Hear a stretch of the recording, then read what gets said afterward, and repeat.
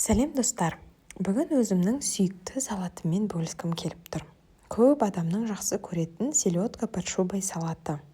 Ең алдымен барлық көкөністерімізді жақсылап пісіріп, қабығын аршып дайындап аламыз.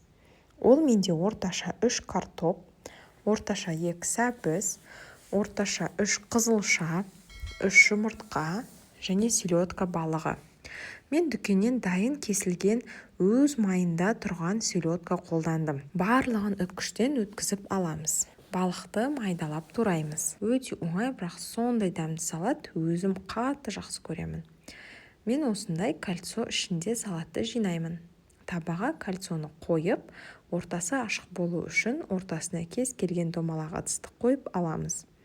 Сөйтіп бірінші картопты толық салып шығамыз. Қолмен түзулеп басып аламыз. Үстіне майонез жағып, кішкене тұз себеміз. Содан кейін балықты орналастырып майонез жағамыз.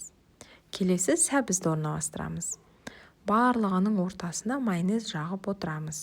Жұмыртқаны әдемілеп орналастырамыз. Ең соңында қызылшаны орналастырып, кольцоны стаканды алып тастап, өз қалауыңызша әсемдей бересіз.